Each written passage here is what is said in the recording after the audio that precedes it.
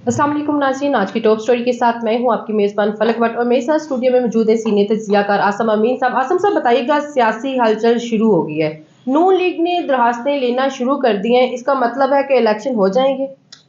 बिस्मिल्लाहिर्रहमानिर्रहीम। देखें जी, ये जो दरखास्तों का सिलसिला शुरू हुआ है ना, समझें कि ये उनकी पैसों की लॉटरी निकलने लगी है जी।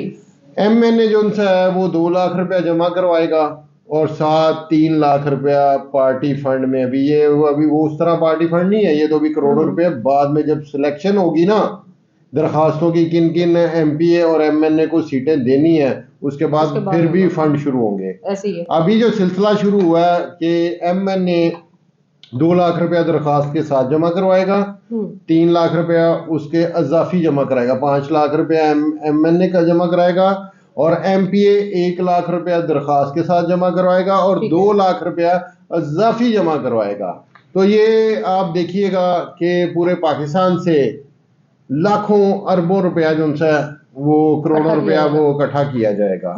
और अभी ये हकमी ऐसा नहीं है कि जिसे दरखास्तें लेंगे उसको सीटें भी देनी है, ऐसे ही है। ये उनकी मर्जी है, वो उसमें छांटी करेंगे कि कौन कौन से ऐसे लोग हैं कि जो ताकतवर हैं और पैसे वाले हैं। फिर उनके साथ बाकी मामला तय होने के बाद पार्टी को कितना कितना फंड देता है और कितना लायल है पार्टी के साथ, ये फैसला उसके बाद किया जाएगा। तो ये सारी सूरत हाल है, ये एक खेल है, जो ड्रामा है वो आपको पता कि बड़े अरसे से चलता आ रहा है। बाकी दूसरा आपने कहा जी इलेक्शन का, तो इलेक्शन करवाने पड़ेंगे क्योंकि खानापुरी तो करनी है ना। ऐसे ही है। बाकी सिलेक्शन जो उनसी है वो समझे कि मियां नवाज शरीफ साहब की हो चुकी है। अगर वो उनका आना यहाँ, और आप देखते थे कि उनके लिए प्रोटोकॉल, सरकारी मशीनरी का इस्तेमाल और एयरपोर्ट पे नादरा का जाना, ये बहुत सारी ऐसी चीजों की निशानदेही करती है कि नवाज शरीफ के साथ मामला जो उनसे ना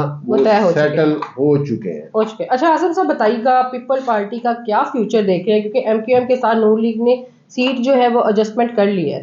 देखें जी, नवाज शरीफ साहब की डील तो पकड़ी गई है कि जैसे राजा परवेज अशरफ साहब ने फरमाया, कल एक प्रेस कॉन्फ्रेंस उन्होंने की है कि सारा का सारा जो खेल है वो खुल के सामने आ गया है कि नवाज शरीफ साहब एक प्री प्लानिंग डील के मुताबिक जो उनसे है वो आए हैं। तो मैं कहता हूँ इनके साथ जो हुआ है पीपल पार्टी के साथ वो ठीक हुआ है, ये इस काबिल ही थे।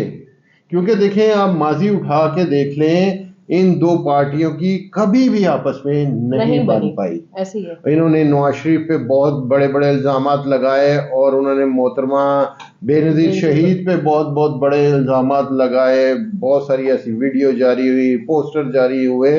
वैसे तो हम समझते हैं कि जरदारी साहब बहुत बड़े सियासत के माहिर हैं, लेकिन इस बार नवाज शरीफ साहब ने उनको मात दे दी।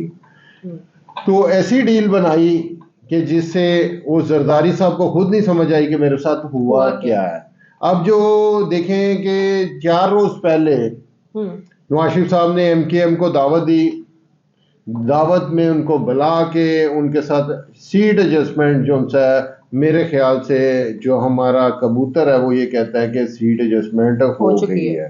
तो अगर वो सीट एडजस्टमेंट अगर उसके साथ कर लेते हैं या जमात इस्लामी के साथ कर लेते हैं तो पीपल पार्टी के लिए कराची का इलेक्शन भी जो है ना थोड़ा सा मुश्किल हो जाएगा। तो ये सारी सूरत हाल है। अब देखें आगे क्या होता है।